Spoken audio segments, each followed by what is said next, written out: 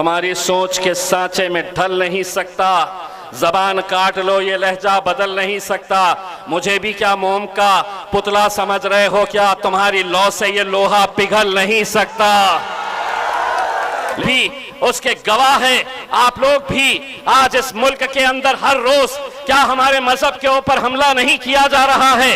क्या मुसलमान लीडर दूसरे पार्टियों के सिर्फ अपनी कुर्सी बचाने के लिए यूं ही खामोशी इख्तियार करते रहेंगे?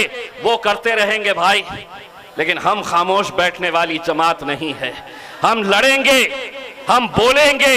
हमें लड़ने को अगर किसी ने सिखाया है, इस मुल्क के अंदर नौजवानों को अगर किसी ने कोई सीख दिया है, तो वो मेरे कायद बैरिस्टर असदुद्दीन अवैसी साहब ने बताया है कि इस मुल्क में जीना है तो सीना चौड़ा करके और सर ऊंचा करके चलना सीखो मेरे भाई। तो फिर सुन लो, तुम अगर साथ देने का वादा करो, अच्छे अच्छे दलालों की वाट लगाने के लिए मैं आया हूं। मेरे कायद बैरिस्टर असदुद्दीन अवैसी साहब, आज कोचाधामन की सड़कों पे हमें जाना हुआ। बहुत सारी गलियों में जब हम घूम रहे थे, एक मंजर मैंने देखा, और आज से 10 साल पहले जब हम पहली मर्तबा इस सरजमीन के ऊपर कदम रखे थे, उस वक्त मजलिस का हाथ कोई थामने के लिए तैयार नहीं था। मजलिस के खिलाफ बोलने वालों की तादाद बहुत ज़्यादा थी। आज अल्हम्दुलिल्लाह जिस किसी रास्ते से गुजरते हैं, बुज़ुर्ग लोग खड़े रहकर पतंग छाप और असद साहब के लिए जो दुआएं देते हैं, वो शायद इसलिए मुमकिन हुआ है कि आज पिछले 10 सालों से जो बैरिस्टर असदुद्दीन अवैसी साहब ने सीमांचल के अंदर जो लगातार मेहनत की है, उसी का नतीजा है कि आज हमारी माओं और बहनों को बोलने की ज़रूरत नहीं पड़ती है। वो खुद हमें देखकर कहती है कि इस बार भी हम पतंग छाप के ऊपर ही मोहर लगाने वाले हैं। इसमें अल्हम्दुलिल्लाह ये इस वजह से मुमकिन हुआ है मेरे भाइयों कि आज जो मुल्क के हालात है उसको आप बखूबी जानते हैं। सीमांचल बिहार का एक हिस्सा है। ये अगर पूरे हिंदुस्तान को अगर किसी ने बताया है और ये बताया है कि सीमांचल के अंदर भी रहने वाले लोग इंसान है, कोई जानवर नहीं रहते हैं वहाँ पर, क्योंकि आज से 10 साल पहले जब हम यहाँ पर आए थे तो इस इलाके की हालत क्या थी हम अच्छी तरह से समझ सकते हैं। लेकिन लगातार 10 सालों तक बैरिस्टर असदुद्दीन अवैसी साहब ने हिंदुस्तान के सबसे बड़ी अजीम, सबसे बड़ी टेंपल ऑफ डेमोक्रेसी लोकसभा के अंदर, पार्लियामेंट के अंदर, उन्होंने इस इलाके की बदहाली के बार बार जिक्र किया। और मजबूरन हुकूमत चाहे कोई भी हो, हर एक को ये दखल लेना पड़ा कि हाँ, हिंदुस्तान के अंदर एक बिहार नाम का राज्य है और इस राज्य के अंदर सीमांचल एक इलाका है जहाँ पर कोई तरक्की नहीं थी। लेकिन आज जब हम ये बदलाव देख रहे हैं तो अगर इसका क्रेडिट अगर किसी एक को जाता है तो कोई हुकूमत को नहीं जाता है। अगर सीमांचल के अंदर अगर आप बदलाव देख रहे हैं तो उसका क्रेडिट सिर्फ और सिर्फ मेरे कायद बैरिस्टर असदुद्दीन अवैसी साहब को जाता है। मेरे भाइयों, आज यकीनन आज मुल्क के जो हालात हैं आप अच्छी तरह से समझ रहे हैं। आप देख रहे हैं कि किस तरीके से हमें हर पॉलिटिकल पार्टी निशाना बनाए हुए है। राज्य की सरकार हो या नरेंद्र मोदी की केंद्र की सरकार, हर एक के निशाने के ऊपर आप है और हम है। किस तरीके से हमारी मस्जिदों को आज गिराया जा रहा है, शहीद किया जा रहा है। किस तरीके से आज हमारी बच्चियों को पढ़ने से रोका जा रहा है। लाउडस्पीकर हटाकर हमारी अजानों पर पाबंदी लगाई जा रही है। तुम हिजाब नहीं पहन सकते हैं, ये हमारी बच्चियों को बताया जा रहा है और हमसे कहा जा रहा है सब्र करो। लोग कहते हैं कि असदुद्दीन अवैसी साहब इतना कड़वा क्यों बोलते हैं? वो इसलिए बोलते हैं कि तुम्हारी तकलीफ अगर किसी ने समझी है, किसी ने जाना है, तो वो बैरिस्टर असदुद्दीन अवैसी साहब। इसीलिए पिछले कितने सालों से लोग इन्हें कहते हैं कि आप जाते हैं तो भड़काऊ भाषण करते हैं, आप जाते हैं तो आपकी जबान इतनी तीखी क्यों होती है? असद साहब उन्हें बस एक ही बात कहते हैं, तुम्हारे सोच के सांचे में ढल नहीं सकता, जबान काट लो ये लहजा बदल नहीं सकता। तुम्हारी सोच के सांचे में ढल नहीं सकता, जबान काट लो ये लहजा बदल नहीं सकता। मुझे भी क्या मोम का पुतला समझ रहे हो क्या, तुम्हारी लौ से ये लोहा पिघल नहीं सकता। लेकिन आज असदुद्दीन अवैसी साहब को नीचा दिखाने के लिए, मजलिस को नाकामयाब करने के लिए तमाम सियासी पार्टी एक मंच पर आ चुके हैं। सभी ने अंदरूनी एक फैसला कर लिया है कि आगे की सियासत, हमारी दुकानें बंद हो जाएगी अगर असदुद्दीन अवैसी साहब यहां पर अपना डेरा जमाएंगे तो हमारे लिए बड़ा मुश्किल हो जाएगा।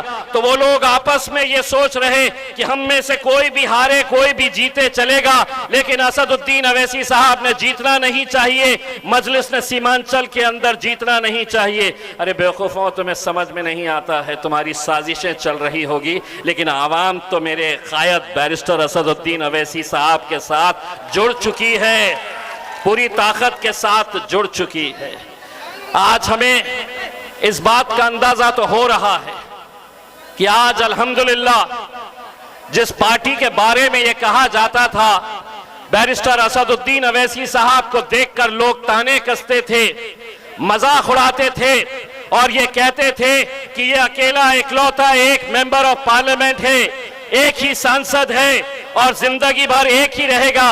लेकिन अल्हम्दुलिल्लाह 2019 से 2024 में जब असदुद्दीन अवैसी साहब पार्लियामेंट गए तो उन 5 सालों के अंदर अकेले असदुद्दीन अवैसी साहब नहीं थे, उनका भाई इम्तियाज जलील भी वहां पर जाकर बैठा था।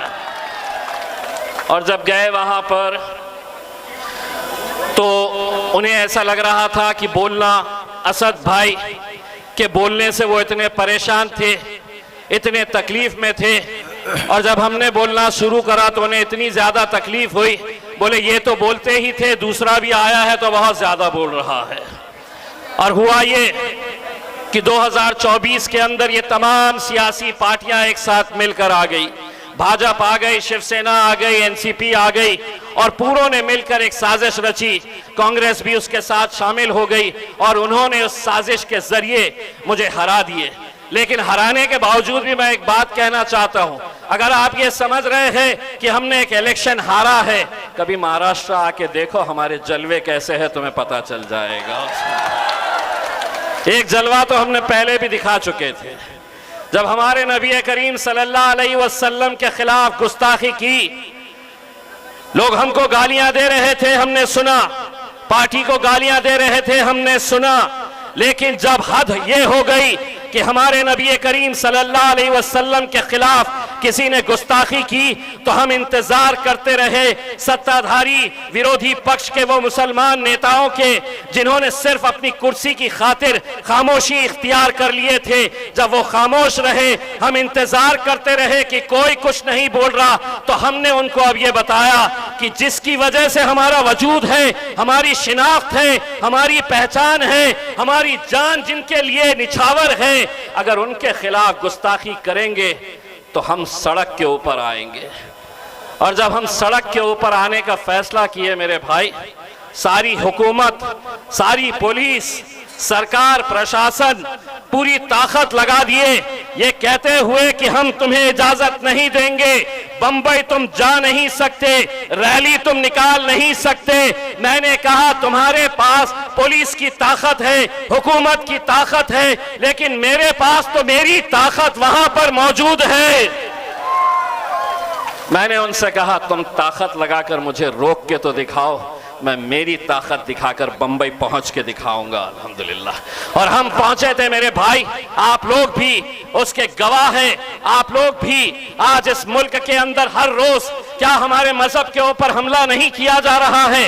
क्या मुसलमान लीडर दूसरे पार्टियों के सिर्फ अपनी कुर्सी बचाने के लिए यूं ही खामोशी इख्तियार करते रहेंगे? वो करते रहेंगे भाई, लेकिन हम खामोश बैठने वाली जमात नहीं है। हम लड़ेंगे, हम बोलेंगे। हमें लड़ने को अगर किसी ने सिखाया है, इस मुल्क के अंदर नौजवानों को अगर किसी ने कोई सीख दिया है, तो वो मेरे कायद बैरिस्टर असदुद्दीन अवैसी साहब ने बताया है कि इस मुल्क में जीना है तो सीना चौड़ा करके और सर ऊंचा करके चलना सीखो मेरे भाई। बहुत सारी रुकावटें, बहुत सारी आजमाइशें तुम्हारी होने वाली है आने वाले वक्त के अंदर। अगर हम मुत्तहिद नहीं हुए, अगर हम एक ताकत बनकर खड़े नहीं हुए, तमाम सियासी पार्टियां ये जानती है कि इस कौम को बांटना, बिखेरना और खरीदना बहुत आसान बात है, लेकिन उन तमाम को मैं ये कहना चाहता हूं, तुम आज तक हमें बांटते आए थे, तुम आज तक बोलते थे और हम सुनते थे, लगातार हम सुनते आ रहे थे, लेकिन अब एक बात अच्छी तरह से सुन लो, मुल्क के वजीर आजम नरेंद्र मोदी साहब, आपसे लेकर तेजस्वी यादव से लेकर जितने भी वजीर हैं, उन सबको मैं बताना चाहता था, तुम बोलते थे और हम सुनते थे, अब हम बोलेंगे और तुम्हारे बाप को भी, अब हम बोलेंगे और तुम्हारे, बहुत हो गया। ये समझते थे कि हर 5 साल के बाद आएंगे, घोड़ी पे वो चढ़ेंगे, दूल्हे वो बनेंगे और हम बारातियों की तरह नाचने का काम करते आए हैं 75 सालों तक। तो अब सुन तेजस्वी, अब शादी होगी तो घोड़ी भी आएगी, लेकिन दूल्हे हम बनेंगे और तुमको नचाने का काम करेंगे इंशाअल्लाह।